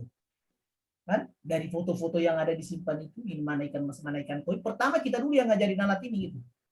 Janganlah dulu seperti yang tadi yang susah tadi dikatakan Pak Iwan. Yang sederhananya tadi kita ajarin dulu lah dia. Baru kita kasih ujian. Gitu. Benar nggak dia bisa jawab? Gitu ya. Kalau dia masih banyak salah, berarti datanya kurang. Kita perbanyak lagi datanya. Sampai dia misalnya tingkat errornya minimal lah. Misalnya maksimal 5% kesalahannya gitu. Kalau bisa lebih tinggi lagi mendekati ke 100. Kurang lebih seperti itulah inti dari AI ini. Jadi tidak terlalu susah sebenarnya. Kita hanya mengajari sebuah alat supaya dia bisa mengenal A, mengenal B, baik itu berdasarkan warna, baik itu berdasarkan suara, baik itu berdasarkan bau, gitu ya, baik itu berdasarkan gerakan, gitu ya. Misalnya gerakannya kalau mereng ke kiri, mereng ke kanan, gak tenggen lah itu, gitu, mabuk, banyak minum tua, gitu ya. Jadi bisa dibuat seperti itu, gitu ya. Kalau jalannya begini, kena tetelo gitu. Kalau jalannya begini kena ASF. Kalau jalannya begini kena E. coli, diare gitu ya. Jadi bisa kita buat seperti itu. Rupanya tidak sesusah dulu sebelum ketemu dengan Pak Iwan. Saya juga berpikir, Ya, terputus sebentar. Jadi udah paham ya. Yang lain nih, siapa nih? Ada Poltak ini, Poltak Sitorus ini kali. Pada diam semua nih. Deslina Krisnau, Asnas Tumanggor, Elsa Sihombing, Cindy Veronica, James Gilbert, Yana Senita, Christopher Sitorus. Ya, semangatlah kalian ya. Saya kira mudah-mudahan ada inspirasi lah ya. Yang nanti mudah-mudahan kalian pikir-pikirkan dan dapat ide kan. Syukur-syukur ada kalian yang bilang, aku tugas akhir inilah mengenai ini. Aku siap bantulah. Ya. Siap bantu. sorry, close melulu ini. Sorry Oh Pak ya. Iwan, hilang-hilang melulu sinyal saya ini. Nggak tahu kenapa, padahal nggak hujan sih di Medan. Oke, lanjut Pak Iwan. Iya. Apa tadi yang mau disampaikan? Iya, tadi saya bilang ya mudah-mudahan ini jadi inspirasi lah buat mereka kan. Ya, Dan nanti kalau ada yang mau tugas akhir misalnya mau bikin seperti itu, saya bilang mungkin saya bisa bantu. Bisa bantu dari sisi industri ataupun kepakaran yang terutama elektronik ya kan. Tadi saya tunjukkan misalnya seperti ini. Ini alatnya kan. Jadi nggak harus ke komputer lagi, tapi kok udah alat kecil begini kan bisa diletakkan di peternakan kan, kira-kira gitu, atau diikatkan ke ternaknya sendiri gitu, bisa diperkecil lagi. Tapi itu sudah bidang elektroniknya ya, itu yang saya bilang tadi, saya mungkin bisa bantu dan ditunggulah yang tugas-tugas akhir pun bisa ini sebenarnya sangat potensial lah. Oke, Pak Iwan, mungkin sudah hampir 2 jam ya, nggak harus kita tunggu sampai jam 10 sebenarnya ya. Mudah-mudahan pertemuan kita hari ini sedikit membuka pemikiran lah ya. Nanti bisa saya dengan teman-teman mahasiswa ini berdiskusi lagi secara di internal UHN, apa-apa yang bisa kami kepikiran lah gitu ya untuk bisa akan diwujudkan gitu ya. Dan juga berencana membuat webinar yang lebih formal gitu ya. Karena ini kan kita masih hanya untuk kalangan UHN gitu ya. Maksud saya nanti ini juga mau saya buat webinar ini bagian dari promosi UHN gitu. Artinya kalau ada anak mahasiswa SMA atau SMK yang mau melanjut ke UHN, di peternakan bisa juga loh AI digunakan di dalam dunia peternakan. Artinya nggak jauh-jauh amat ketinggalan hanya ngasih makan ayam aja kerjaannya gitu di peternakan. Makanya bisa juga seperti yang Pak Iwan ceritakan ini gitu ya.